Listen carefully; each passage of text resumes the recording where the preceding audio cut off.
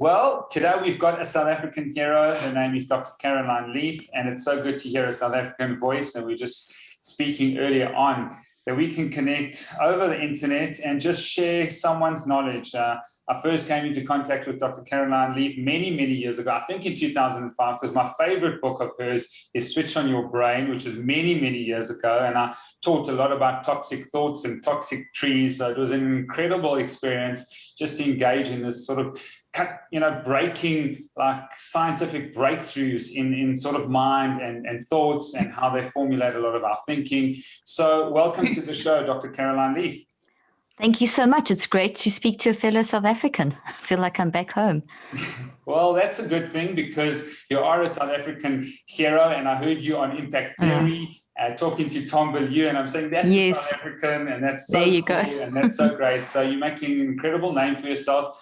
And I think because there's so much value that you bring to so many people. So we're behind you, we're rooting for you, and you've got an incredible new book called Cleaning Up Your Mental Mess, 5 simple, scientifically proven steps to reduce anxiety, stress, and toxic thinking. So well done. I've read the PDF script. It's filled with so much information, and not only information, but practical tools to engage in. And so just tell us a little bit about the backstory, why you wrote this book, and how it's going to help so many people.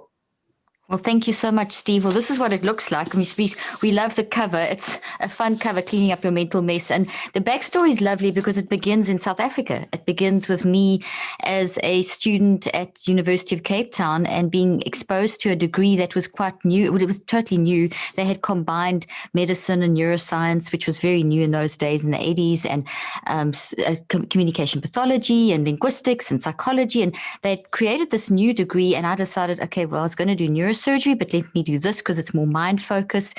And when I did it, I thought, well, this was insane because they had squashed a 7-year degree in 4 years. And it was so overwhelmingly time consuming and difficult. But I'm so glad I did it because it opened my mind to mind. It literally gave me the insight I needed to do the next 3 decades of work. So almost 4 decades. So it's now we 38 years later from that day when I started at UCLA, at USC. And sorry, my kids went to UCLA. And now here I am 38 years later, reaching millions across the globe with my initial research that I did for 25 years in South Africa. And where I honestly learned the importance of what mind is and what the brain is, and the difference between the mind and the brain, and the value of the integration between the two, and what mind management is, and what are thoughts and what are memories. And my work began with people with traumatic brain injuries, and especially that area because there was so little research on it. And I was basically told, when I said I want to show that the mind is different to the brain and the mind can change the brain, I was told by a lot of my professors that, well, that's a ridiculous question. And I actually did a TED talk on this. And I went on to do some of the first neuroplasticity research in my field in South Africa, and went on to grow that research into additional clinical trials. And I just recently did my most recent set of clinical trials, and which is a lot. It's a whole series that we're doing. And so the first 2 have been done, and I've summarized one of them into this book, which is an overarching summary of all my years of research as a scientist and clinician, because you should keep growing. I've made it super simple, and the whole premise of the whole thesis and premise of the book is that what is your mind? How does it work? Can you control it? Yes to all of those. Your mind is X. The brain is Y. You can control it. It's mind management. It's a skill you can develop. And it's something that you have to do because your mind is always with you. You go to sleep with your mind. You wake up with your mind. You eat with your mind. You have a conversation with your mind. You have a relationship with your mind. You run your business with your mind. Your mind is always with you. And so it's always changing in response to experience, which means your brain is always changing because your mind works through your brain. So my premise is, shouldn't you try and understand how to regulate that process or manage that process? Because if it's always changing and you don't do it properly, is it going to create does it create a mess? Yes, it does. So if you do manage it, can you fix the mess? Yes. Hence the book, Cleaning Up Your Mental Mess. Okay, so there's a lot there, and I see you do speak very quickly. You've got an amazing podcast, which we're going to let the Made to Thrive community know about, Cleaning Up the Mental Mess, which I've listened to already. So that's incredible. But Thank you. Just dumped a lot of information there. So this communication pathologist that you call yourself and this cognitive neuroscientist is just probably at another genius level. And so now that's why you write books, so that people can understand it. But it is, I thought your quote that we started with was, you can go 3 weeks without food, you can go 3 days without water, you can go 3 minutes without oxygen, but not 3 seconds without thinking. And I mean, that is just such an incredible, when I read that, I thought, oh my goodness, you know, I thought oxygen was the most important, but our thoughts and our thinking is just crucial to our lifestyle. Tell us a little bit about toxic thinking. There's so much anxiety, depression, despair. You know, in my other life, in 22 years of practice, I've never seen so much of these sort of mental conditions, from depression and just stress, a lot of fear. There's a lot of people that are battling like never before, especially in South Africa, because that's obviously an extra load C19 plus the current situation that we have. But tell us a little bit about toxic thinking, and really, why do we all have to clean up our mental mess? Love your question. And yes, that is my favorite quote ever, because if it does, it really encapsulates the fact that you, as I said, your mind's always with you. You don't even go 3 seconds without using your mind. So to explain what a toxic thought is, maybe I could begin, Steve, by just telling us, defining the difference between mind and brain, and then what a thought is, and then how they become toxic and what can you do about them. Sort of, we can kind of unpack and interrupt me wherever you want, if you want me to elaborate on something or explain something more simplistically. But I just want to stress that it's super simple in the book, and it's full of practical. The second half of the book's all the how-to. And what I've developed to help people manage their mind over these 38 years is the concept of the Neuro Cycle, which is the 5-step process, which is heavily scientific but very simple to apply. So that's kind of an arching overview. So I've got some props. Is that okay? Can I use some props? Go for it. Okay, so here's a brain, not a real one. Okay, so here's a brain, and this is, in our current language in the world, we tend to use mind and brain interchangeably. So when people talk about, oh, my brain doesn't stop, oh, my mind doesn't stop, all my thoughts don't stop, mind, brain, thoughts is seen as one kind of thing. And then people say memories and emotions, and yes, you talk about the current climate. So to make this question as easy to understand as possible, as I said, I'm going to start with mind, brain, move into what a thought is, how they go toxic, link it to the current climate, and we can take it from there. So your brain isn't your mind. That's the first thing to understand. Your brain is part of your body, and your brain that I've been studying with through neuroscience for 38 years, and our understanding has dramatically developed over the last 38 years, but it's not your mind. Your mind is something else. So your brain and body, so here's a full model of your brain and body, is made of 37 to 100 trillion cells, which is a lot of cells. And all those cells organize themselves into the brain and the heart and all the parts of your body. But that's only 1 to 10% maybe of who you are. The other 90 to 99% of who you are is mind, this thing that's always with you, this thing that doesn't stop for even 3 seconds. So mind on a psychological level can be defined as how you think, how you feel, and how you choose. So not just thinking, it's thinking, feeling, and choosing. It's the 3 together. As you think, you will feel. You can't think without feeling, and you can't think and feel without choosing. So like my 3 fingers are up, we must think of mind being those 3 things: thinking, feeling, choosing. We always, as humans, if you're alive, you're thinking, feeling, and choosing all the time. Right now, you are thinking, feeling, and choosing at speeds of 400 billion actions per second to convert what you're hearing and seeing into little protein structures in your brain, which are called thoughts. So you're actually doing a conversion process super fast. You're translating what you're hearing and seeing through the mind. The mind pushes it through the brain, and then the brain responds to this input from the mind on a chemical level, a neurochemical level, electromagnetic level, genetic level. And that means that lots of changes neuroplastically are happening in the brain. And you build a thought, and the thought looks like a tree. So I'm holding up a little tree plant thingy here with branches and leaves, and it's obviously got a tree trunk and roots. And that's what a thought literally looks like. So we build this into the brain. And this is what you're doing right at the moment, as I mentioned, at 400 billion actions per second. So mind, think, feel, choose is an energetic force that is we can understand using things like quantum physics and gravitational fields. And in fact, the Nobel Prize was won a couple of years back by a group of scientists that have started really defining the gravitational field. And that blended with all the other physics shows us that as you humans, Einstein started this work way back in the early 20th century, where we've actually got this field around us. And this field is our mind. And like, I can't take your field, you can't take mine. And it's not some woo-woo thing. This is hardcore gravitational fields, waves that we can use electromagnetics to understand. And they're unique to humans. And they change as our thoughts change, as our thinking, feeling, and choosing, which builds the thoughts, change. So it's a constantly dynamic, active process, and organically changing all the time in response to what? In response to life. So as you wake up in the morning, you're experiencing life. You have a conversation with your loved one, you read an email, you think of the day's work, you start the day, you eat, you get dressed. All these things are happening, and the experiences that you're processing through think, feel, choose into your brain, building thoughts, and these thoughts then generate your words and actions. So thoughts are a consequence of mind, and mind is just outside the brain and moves through the brain, and the brain responds. And the brain is part of the physical 1%, mind is the 99%. So if your mind is driving your brain and body, and the brain and body are responding, the whole thing, as I said in the beginning, and this is always happening, we need to control that, which is mind management. So at nighttime, your mind's also working, but it's sorting out the thoughts that you built during the day. So for a moment, let's just talk about this at night, these thoughts that you're sorting out your thoughts. So sleep is also mind work, but it's housekeeping. It's basically regenerative, sorting out cleaning up, preparing for the next day, because our brain is wired for love. And that means neuroscientifically that there's no structure in your brain for anything toxic. So any like hatred, despair, anger, frustration, jealousy, envy, there aren't structures. So they are created structures, and because there's no wiring or protein structures or vibrational forces to be able to hold that, it creates a distortion. So when we are traumatized or have a toxic habit or something, we create a tree as well, a thought tree, but it's toxic. So I use this wiry tree, which Steve is from South Africa, from Cape Town of all places.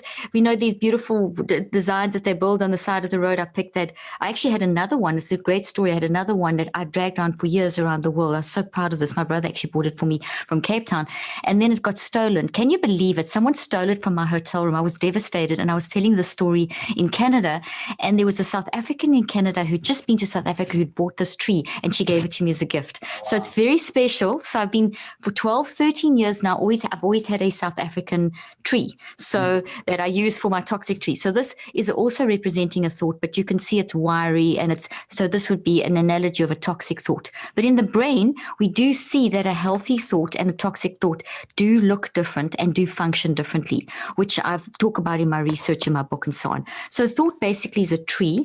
And like a tree has roots and a tree trunk or a stem and branches and leaves, so do the thoughts that you build. So just to understand this a little bit easier, let's go to the analogy of us listening now. So all you and I are discussing, people are hearing us, seeing all this information.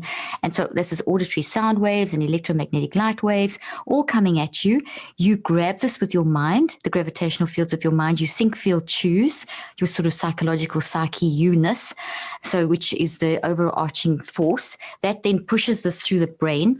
The brain then responds on all these levels, and with the genetic reaction, so it's electrical, chemical, and so on, and then it builds these trees. So as I'm speaking, the words that I'm saying, and as you set this discussion up, this podcast up, you sowed a seed, and the seed was a discussion about mind, brain, mental health, whatever, Dr. Caroline Leaf, whatever, and that was the seed. And as we started having you ask me questions, I've responded, I'm talking, that's all the little memory branches that you are growing in the root system. So all the information that's being delivered, and then you're growing a tree trunk, or a stem, which is your perspective of what I'm saying. Because the beauty of mind is that your mind is unique. So you are perceiving this in a way that no one else is perceiving it, which means you can do something that no one else can do. So everything that each of us hears and experiences is unique. So that uniqueness is reflected in the tree trunk, the perspective, and then manifests and grows into the branches and the leaves, which are our behaviors and our emotions, which precede what we say and what we do. So I don't know if you got all that. We actually sow the seed, grow the roots, which is the story, then your perspective, your behaviors and emotions, which then generate what you say and what you do. So whatever you say and do, and whatever you're feeling and experiencing, you can track back to the branches, to the perspective, to the origin story. So bearing that in mind, mind management is identifying this process and controlling this process. And if it's good stuff, you want to grow it because it's going to enhance your functionality. It's going to heal your body, because this thought, not only is it in the brain in the form of trees, but it's in the gravitational fields, this quantum physics stuff around us and through us. And it's also in the DNA of every cell of your body. So we build our thoughts with their memories in the DNA of our body as well. So a thought is the concept. A thought is made of memories, like a tree is made of roots and branches, and the emotions and data are all in this. So memory is not the same as a thought. A thought is a thing that you build with memories in it, and it's constantly growing. It's always changing and growing. They're never the same, and they're the result of experience, which your mind then processes. So that's the basic principle operating, and we can control that. This is what I've spent 38 years. It sounds simple, but this is 38 years of research of the science of thought. And from this, I've developed the concept of the Neuro Cycle, which teaches you how to recognize the signals down to the behaviors of the branches, down to the trunk, down to the roots, and then to reconceptualize that to make it work for you and not against you when it's toxic. So this is healthy. You want to grow it. So it's still good to recognize and grow a good habit, but it's also good to recognize a trauma and detox the trauma from your mind and brain, and a toxic habit and detox a toxic habit from your mind and brain. And that's the kind of big stuff. But you're also using your mind, as we've already discussed from the quote you liked, every 3 seconds, or you don't even stop thinking, feeling, and choosing every 3 seconds. So right, like just before we started talking, there would have been the moments of our day since we woke up, and all kinds of things could have happened in the moments of that day. You had to manage that. From this conversation, you're going to be going into the rest of your day. So we also have to manage our mind all the time. So we see from neuroscience that we can do this every 10 seconds. Now, I'm not asking you to take out your watch and set your phone and set your timer. I'm just asking you to be, what it means is that we as humans are able to consciously and deliberately self-regulate every 10 seconds, which is phenomenal. It means we literally can control our mind, and it's a skill that we can develop. Like we go to the gym and we develop our muscles at the gym, and we develop our exercise prowess, or we become professional athletes. Every human is capable of becoming an Olympian mind athlete. So we should be teaching this from very, very young, and teaching how ourselves and our kids, and throughout our life, teaching ourselves and our kids how to improve mind management. So before I launch into the second part of your question, which was the whole mental health issue, do you want to ask anything about what I've said, or unpack or emphasize? Forming beliefs, and then beliefs maybe forming habits, or maybe you can sort of deconstruct that and sort of build a narrative. Absolutely. Many thoughts form a belief, because then I believe that I'm a good doctor, and that comes from many thoughts, and then those beliefs become habits. Maybe you can sort of summarize that and see how that works out. Absolutely. So a thought, then once it's built, like the thoughts that we've just built now, are short term. So in order for this information to become something that would change your behavior, you're going to have to do a lot of work on it to stabilize it, because it's just new fledgling information, like a newly planted plant, for want of an analogy.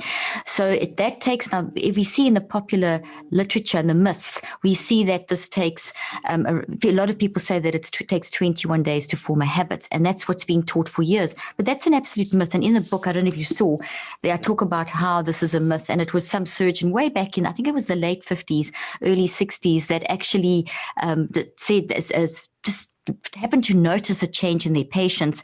And we know that the body heals in cycles of 3 weeks. So we know that like a blister would heal, and any kind of surgery seems to go through cycles of 3 weeks. So it's not incorrect what was said, but it's not correct in terms of habit formation. It's the concept of healing physically and mentally happens in cycles of around about 3 weeks. So and interestingly enough, Steve, there's very little information and research done in this field. So research on this to see, okay, well, how long does it take to form a habit that will impact behavior change? And I was seeing it already in my patients, because I practiced clinically for 25 years.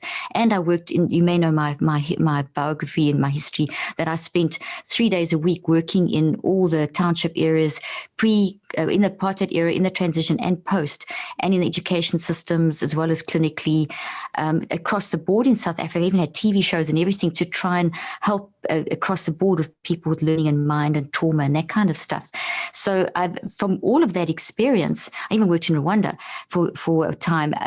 From all that experience, I saw, and in my work in this country too, I worked in schools and corporates and so on, is that those 3-week cycles are definitely accurate, but they don't form a habit. So you'll get a neuroplastic change. So the thought that you've built now, if you read the book and you study the stuff and you listen to the podcast and go listen to whatever you can get your hands on related to the topic, and you do that every day in a very systematic, organized way, like you're learning for an exam, within 21 days you would have built a pretty nice tree of this concept. It certainly wouldn't be everything, but because there's a lot of stuff to learn, but you certainly would have built a foundation of the basic principles. But if you stop there, what you've done is created a tree. You've grown a little tree, but it's not strong. It doesn't have sufficient energy to move from what we would call the non-conscious mind, which is where all your memories are stored in their thought trees. It wouldn't be strong enough. It would take another 2 cycles of 21 days to practice using that consciously and deliberately. It takes about a minute a day for 42 days. It's literally 42 minutes over 42 days, which is nothing. So, but that's another 6 weeks. And there's something very scientific and magical about the 9-week point, which is 63 days, where you start actually seeing behavior change. So it appears that between day 21 and 63, you get sufficient energy added to the thought in the brain and the gravitational fields and changes in the DNA that is sufficient to impact, okay, now I'll do this in my life. It's not just something I want to do, that I know I should do, because we have a lot of that. We have a lot of, I know I should be doing this, but I'm not doing it. So this is the bridge. If you want to bridge between knowing what you need to do and actually doing it, you've got to spend sufficient time. And that isn't to say that one cycle of 63 days is going to be enough. You're going to have to do maybe multiple cycles. And what you do in those cycles, maybe we can handle on the next question, because I think it's quite important just to talk about the beliefs and then the mental health stuff, and then we can talk about what you do in the 63 days. So in terms of beliefs, absolutely, if you think of your mind, as I've described it, as thinking, feeling, choosing, at the moment we have our conscious mind is operating, so we're consciously aware of each other and the listeners and viewers. But when we go to sleep, we won't be conscious. So, but there's another part of us that's always awake 24/7, and that's the non-conscious, N-O-N, non-conscious mind. And that's the biggest part of us. That's this massive infinite forest of trees, the good, the bad, the ugly, the beautiful, inside of, and it's every experience that we've ever had from in the womb at a certain point and up to the way we are at this stage. So it's every experience we have. It's this experimental life that we live. We have an experience and it's something new, and we process it and build it into our brain and our body. We're adding all these trees to our forest. And in that is our nurturing. And in our nurturing is our cultural beliefs, our belief systems, our religious, whatever value systems, the implicit biases of white supremacy, racism, everything is whatever we've been exposed to is going to be building into our psyche. And that then influences our conscious mind. So here we are in COVID, in the pandemic, lockdown, and there's all these other issues that are coming up. And when we've been forced to sort of slow down and think, so we're very aware of other issues. And just prior to that, we had the George Floyd, and prior to that, and I talk about this in the book, prior to the pandemic, we already had a massive issue globally where people were dying, we had hit a point in our history where people are dying 8 to 25 years younger than they should from preventable lifestyle diseases. The population study identifying this began in the mid-90s. And that's scary. So we entered an era where instead of for decades long, we've been increasing lifespan. Now suddenly lifespan's reversed and we see it track back to preventable lifestyle issues. So we can track that back to how we're using our mind to manage our life in terms of diet, exercise, the day-to-day mind, the every 3 seconds thing that we need to be managing. If you think of the importance of mind, we can go 3 weeks without food, but there's so much teaching about food. We can go 3 days without water, and we know the importance of drinking water. We can go 3 minutes without oxygen. There's all this wellness stuff about breathing, which is so important for the brain too. But we don't even go 3 seconds without using our mind. But what are we teaching about mind? All we get out there is do some stress breath work and meditation for controlling stress. So it's lumped in as one of the sort of one of the aspects we need to work on. Meanwhile, it's the aspect. If your mind's a mess, you won't do the lifestyle. You won't do all the things that you teach and thrive.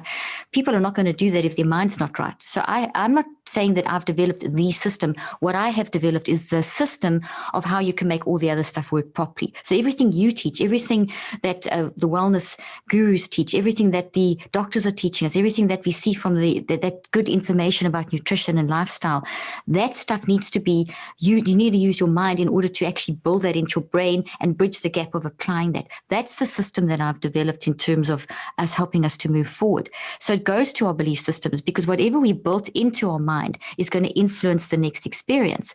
So right now, as you're listening to me, you're not just listening, you also have all kinds of thoughts popping up of your existing knowledge about this arena and how you've applied this in your life. And all the listeners are experiencing the same thing. And there could be some toxic things, because you mentioned COVID and stress and anxiety. That's also popping up. So we're using that to inform our view. Our cultural beliefs, our religious beliefs are all informing our view. So all of that is in thoughts, and each thought's got lots of memories. So this could be your cultural nurturing.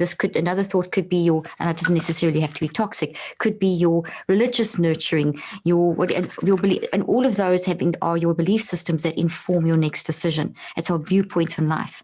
And sometimes we have to bring up some really toxic ones, and especially like white supremacy and, this implicit biases, and we have to do some work to change that, because it may be that we've been thinking like that for years, but it's wrong and we need to change it.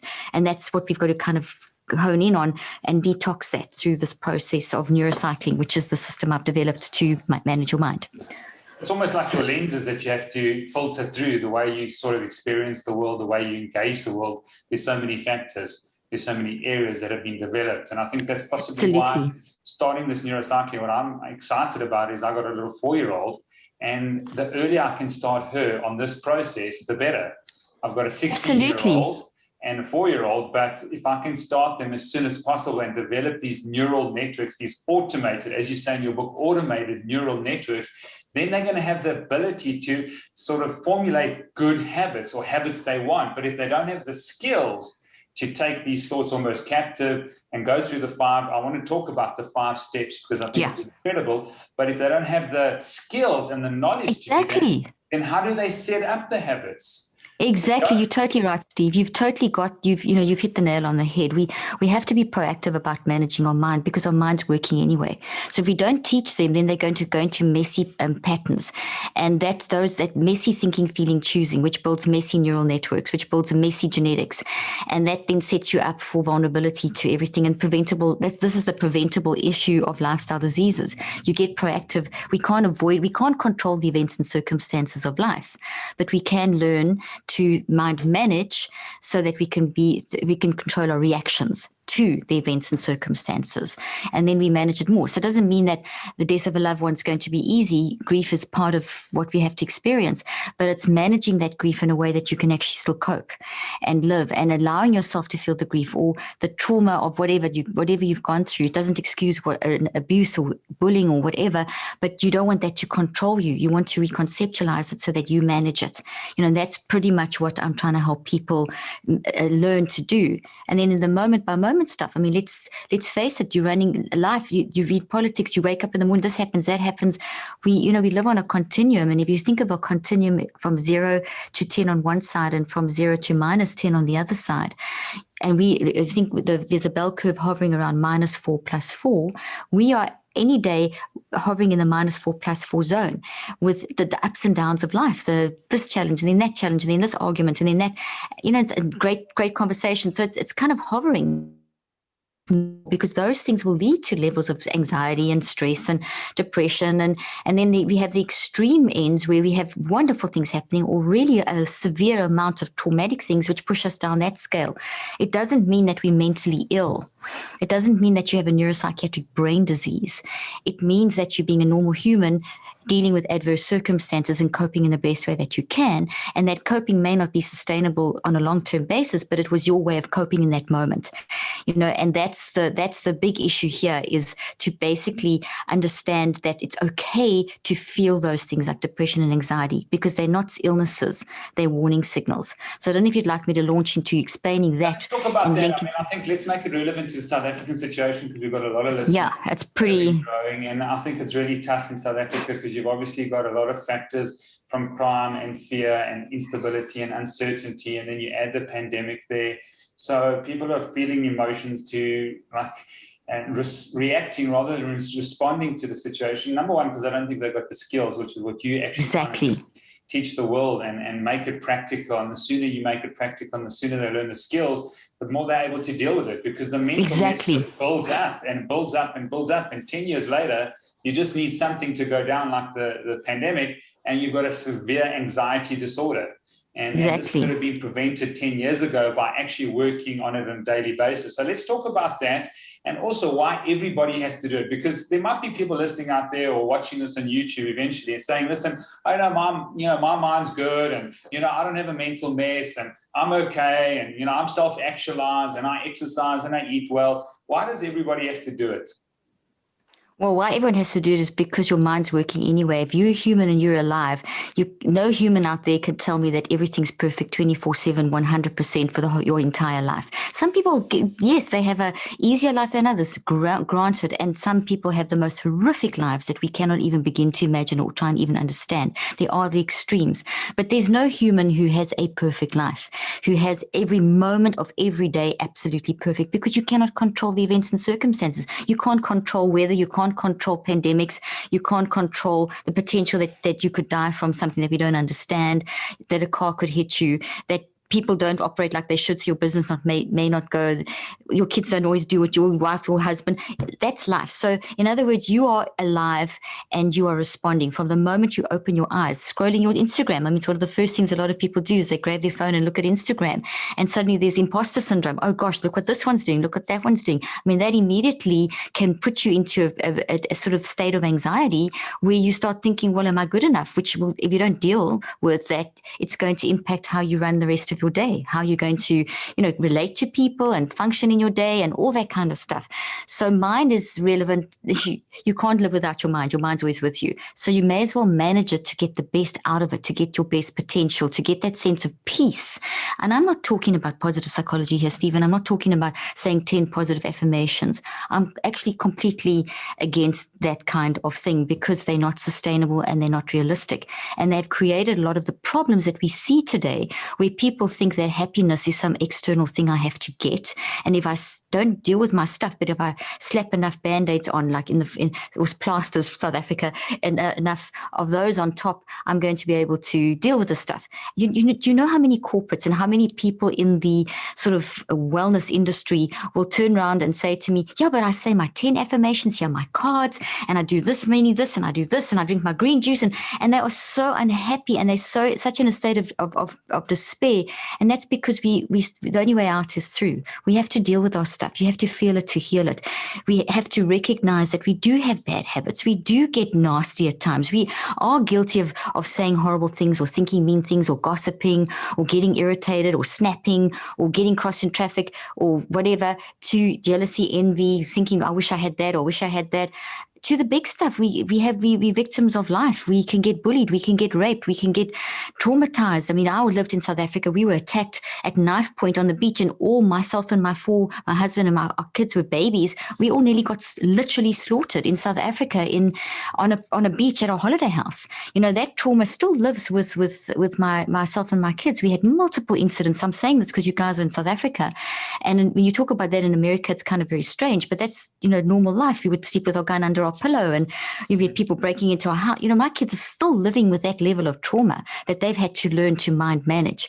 So that's where mind is always with you, and mind always needs to be cleaned up. To the big messes. And I'm not saying I've got it all together, even though I've been in the field almost 4 decades. But what I have got is I have a system. So I know how to catch myself. So if I find myself getting irritable or getting into an argument with my husband or frustrated with one of my kids or something like that, or worked up about a financial thing or worried about this or in an acute trauma. I mean, if you listen to my podcast, I'm very authentic. We went through some serious acute traumas in our family in December. And I'm pretty open about all of this.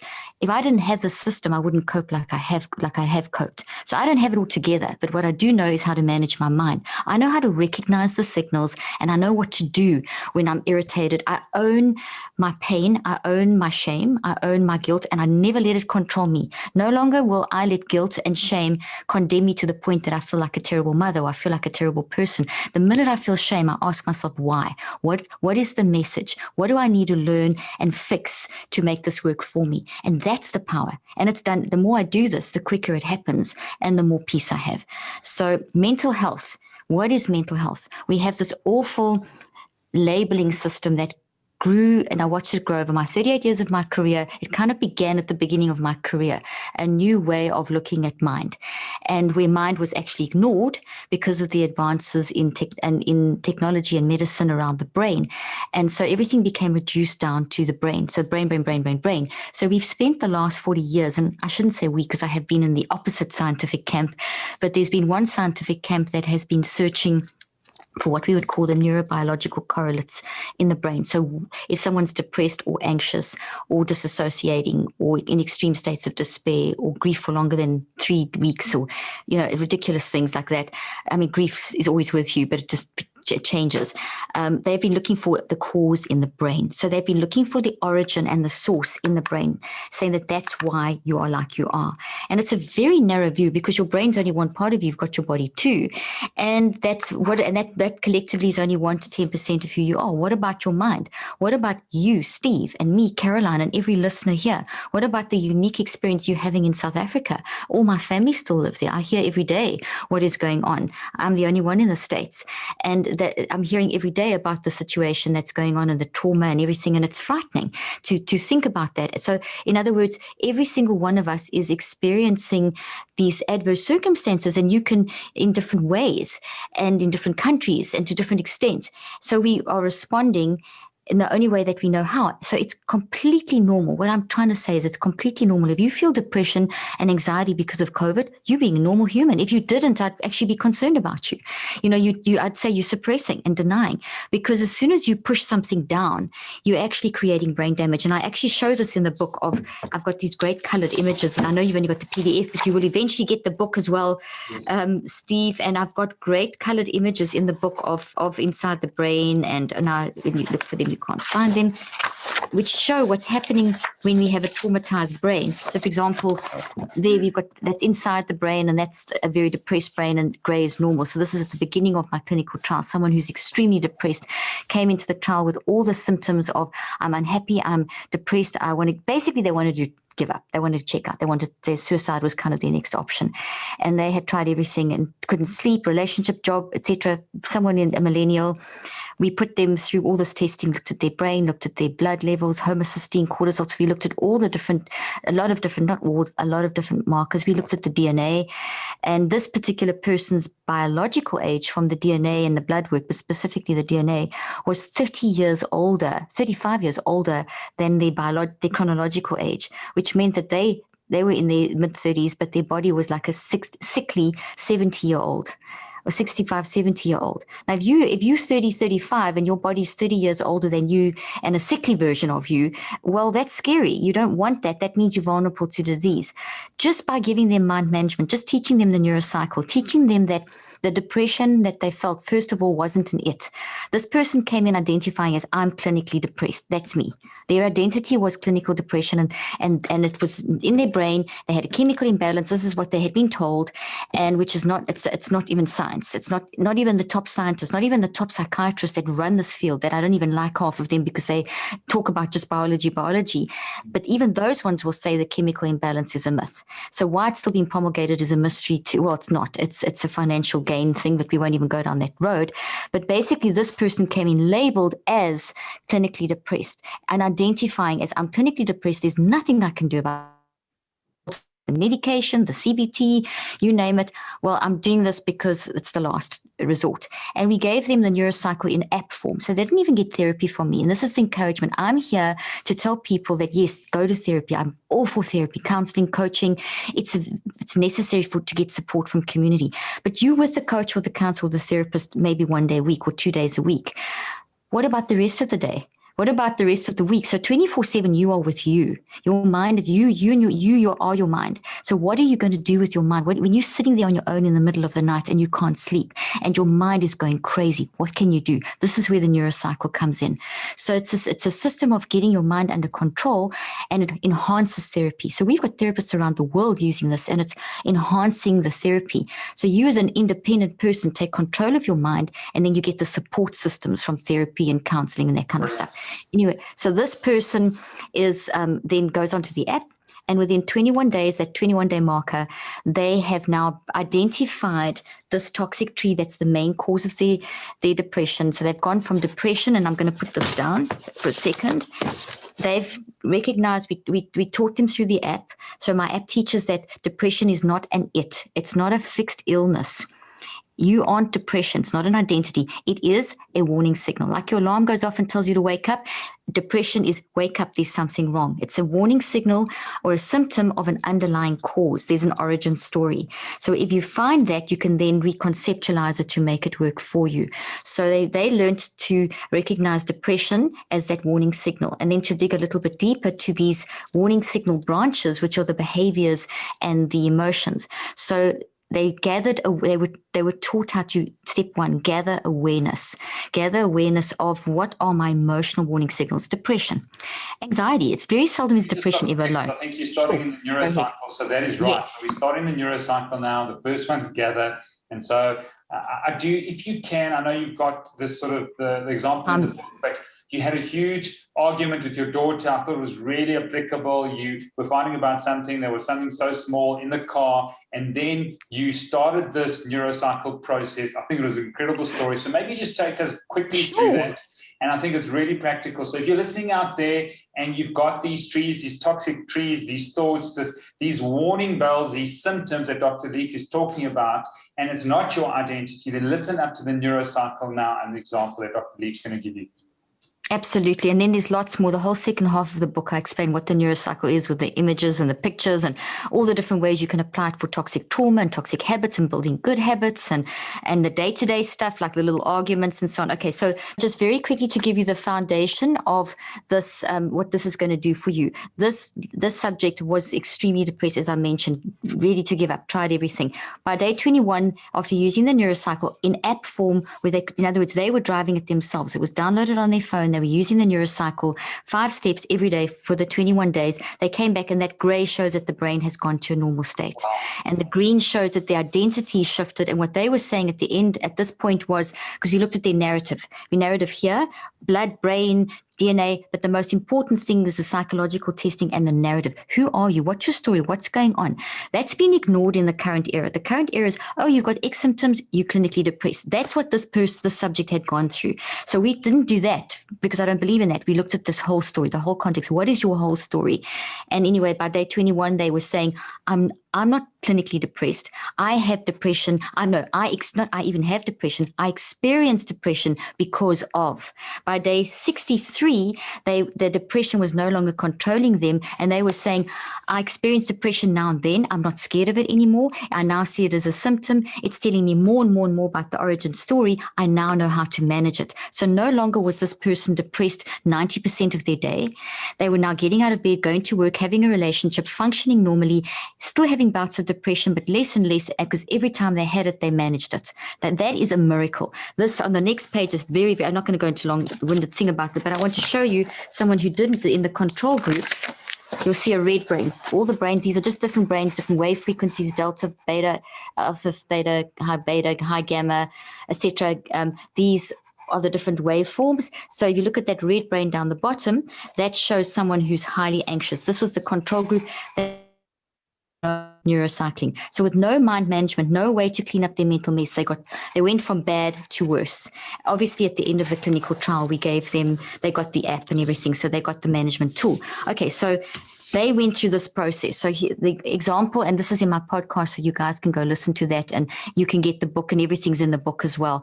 But essentially, I woke up on edge, and I shouldn't have, because I know exactly what to do. See, that's what I'm saying. I was a mess. I woke up on edge because I had gone to sleep worrying about something, and I never normally do. When I go to sleep and I'm worrying about something, I will go through a neurocycle and I'll capture it. But I happened to be exhausted. It had been one of those 15-hour days, and I had been doing all kinds of things from clinical trials to interviews and all kinds of stuff. And I fell asleep before neurocycling to get my mind to a point where I could actually be calm. So I didn't have a good sleep. And I woke up on edge and got in the car to go to Orange Theory because three of my daughters work for me. I've got 4 kids, my 3 daughters and my husband. So we're a family business. So it's very easy to get irritated in a family business. Trust me. So we all neurocycle. We have our philosophy being the most important thing: be kind, be kind, be kind, which is our philosophy driving us. Anyway, I got irritated. We were driving to Orange Theory, which is a exercise workout. We're 3 minutes away. In that 3 minutes, my daughter asked me a question and I got so irritated. We ended up having an argument. It was so, I mean, really, I'm the mother, she's the daughter, I'm the boss, she's the employee. I know all this stuff and I still did it. And this is life. This is what happens. But I owned it. It didn't freak me out. I recognized very quickly what were my warning signals: irritation, frustration, on edge, edginess. And so I knew that. So immediately as we got to Orange Theory, they were still having this argument. We had to go in because it was time to go in. So we went in both in a state of high energy. We got on that treadmill and we were both working out like crazy, but it's transferring the energy of the argument into exercise. So it's very good to move as you in a high state of, even if you don't have, I could jump on a treadmill, but you could just jump up and down, drop down and do a few press ups, go for a walk, run up and down your stairs, transfer the energy. But immediately as I got on, transfer the energy, within seconds, I started a neurocycle. So I went from, okay, what were my emotional warning signals, the irritation, the frustration. Can we go yes, to the so that's the 5 steps are: gather awareness, reflect, write, recheck, active reach. Okay, so gather awareness of my emotional warning signals, the frustration, irritation, etc. My physical warning signals, my whole body had tensed up. I was completely and utterly tense. I felt that when I got on the treadmill, my toes had clenched. So I was so frustrated. And all of that energy transfers as I started moving. My behavioral warning signals, I was snappy, I was irritable. My body language, in other words, I looked at all my behaviors, the kind of words I used, the intonation. And then I gathered awareness of my perspective. I was right, she was wrong. And I owned it and I didn't judge myself. So I stood back and observed myself, which is key to self-regulation. It's called the multiple perspective advantage. You create space. You stand back and observe yourself. You become the pilot and the co-pilot. And so the pilot is the one making the mess, which is what I was doing. And the co-pilot was the one saying, okay, let's analyze the mess you've made. And then it creates the safe space. So instead of everything hitting you, you distance and you control. The minute you're aware of something, neuroscientifically, we know that the bonds are breaking and the proteins are weakening. So the thought that I had just built from this argument was already weakening because I was owning it. And I was seeing it as a message. I'm on the treadmill. I'm gathering awareness, and my daughter was doing it at the same time. We actually caught each other's eye and started laughing in the middle, because within a few minutes we both were laughing because we both knew what we were doing. This is how it's become such a lifestyle for us. And then I started reflecting, why did I do that? And then answered myself and discussed. And normally the 3rd step, you write down, and you write down in the form of a metacog, which is the most phenomenal way of digging deep, getting insight, getting the 2 sides of the brain to work together, getting your alpha, beta, high beta, gamma, delta, theta, which are all the energetic responses of the brain, the blood flow, or it gets it really, these 5 steps get your brain in the optimal brain health state. And I explain that all in the book and show you images and all that kind of stuff. Normally you would write in a metacog, which is this pattern format that accelerates this process I've just described, all this beautiful brain health. All 5 steps create brain health. Every step, gather, reflect, write, recheck, and active reach are all designed and have been meticulously researched to create each of these different states of the brain that are brain health, giving you increasing insight and brain resilience so that you can reconceptualize. So don't skip the steps, don't shortcut the steps, don't think, oh, I know the steps, and you really need to study them. And that's why I have neurocycle workshops and that get the book so that you can really understand it. So then I didn't write because I was on the treadmill. I couldn't visualize the whole situation from the time it started back to when I woke up, how I woke up. And in doing that, I got all this stuff coming out in a visual movie. And then I started my 4-step rechecking. Okay, what did this mean? And I got to the origin story. I was worried about X, and it translated into Y. Her question triggered what I was concerned about, and I was feeling anxious or whatever. So I got to the origin story, and my 5th step was my active reach, which was, oh, okay, well, first of all, I need to apologize, own it and apologize. So turn my guilt into action, use the energy. Energy is never lost. It's only ever transferred. So I transferred it onto the treadmill physically and then to the neurocycle cognitively. So I did that energetic transfer, and now I'm going to do an active reach. So it's say sorry, and then my second active reach, it's an action. It's a decision. What are you going to do? How are you going to? So I reconceptualized it in step 4, and my other action then was to, okay, go fix the source of your worry that you went to sleep with last night. Go and address that. So when I get back to the office, I'm going to sit down and sort what that issue, which is what I did. So there's a basic example of the concept on a simple level. But for trauma, you would do that daily over the 5 steps daily over the 21 days. And then from day 22 to 63, you would do just step 5. And exactly how to do it for the big T trauma, the small T trauma, acute trauma, toxic habits, all of it's in the book. Fantastic. When we get the book, I'm really going to request for a second podcast because there's so much information. I know we're coming to the end of the show, and I know your love for South Africa and all your training. So hopefully you're going to just allow me to have you on again. Of course, I'd love to. I do want to ask about this because this is what I do, and I love the sort of process of the Neuro Cycle. But the greatest belief, or one of the greatest beliefs and sort of thoughts that I want to embed and grow that tree with all those incredible sort of leaves, that healthy tree in the brain that people must picture, is the serenity prayer. And the serenity prayer is, God, grant me the serenity to accept the things I cannot change. And it's based in the Stoic philosophy, the Stoicism, that says the chief sort of task in life is to decide what's in our control and what's not in our control. So give us your thoughts on that, because I try and do that every single day, is really to accept the things I cannot change. And actually, it's Viktor Frankl's work of actually responding to any circumstance or any situation, despite his enslavement in the concentration camps or Mandela in prison. Tell us how important it is to embed these healthy trees every single day. Well, though you've just quoted the 2 people in this, and the quote that are my life philosophy. So we have the same life philosophy. This whole concept is based in that. It's all about embracing your story. So I'll give you two answers to that. Think of basic algebra. X plus Y equals Z. That we all taught that basic formula, and then we do the calculations. That's not what I'm teaching. X plus Y equals Z. Z is then kind of just taking all the X and Y away, but that's all the story. What I believe is the correct, which incorporates what Frankl said and the Stoicism and that concept and the serenity prayer, is basically that X plus Y is XY. And so the XY is the reconceptualized. Reconceptualized is like deconstructing a house and reconstructing. You remember the ugly old house, but you're living in this beautiful new space. So that is the overarching philosophy. I'm not trying to take your story away. In fact, your story is vital, because it's every failure, every trauma, everything has shaped you, and we need to honor that shaping.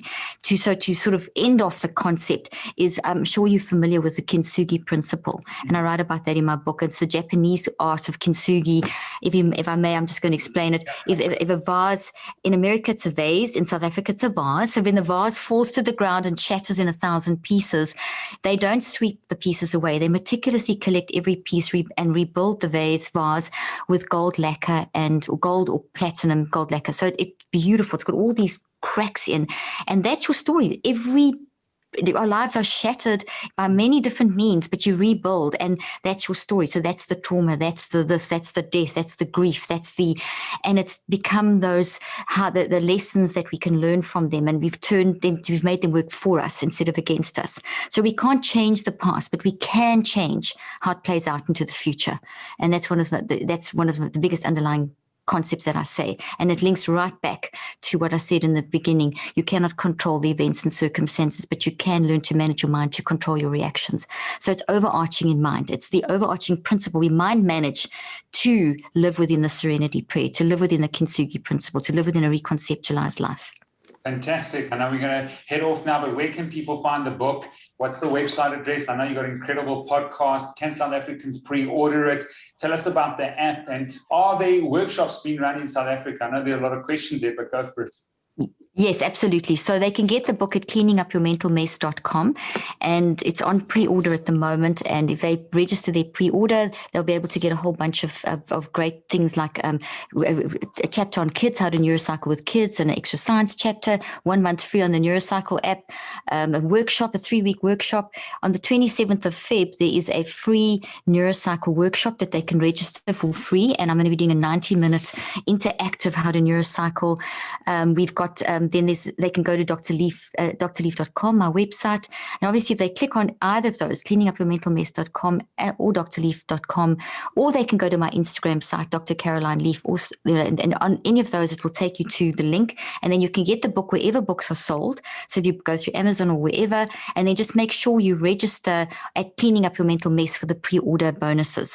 So that's pretty much how they can get hold of me. Brilliant. Well, Dr. Leaf, we salute you. We celebrate you. Thank you. You are just a light for South Africans across the globe. Keep on flying our flag as well as the American flag. I know you moved over there. We didn't get into that backstory because there was just so much, information and just knowledge that people can pick up. And I think it's just it's amazing how you want to empower people and inspire people to do it preventatively as well, manage it on a daily basis. So thank you so much. I wish you well. May your books just go from glory to glory, and we expect many more books from you. I know you've written so many already. So thank you so much, and hopefully we can connect in the future. Wonderful. Thank you so much for a great interview. It was lovely talking to a fellow South African. Right. Thank you so much. Okay.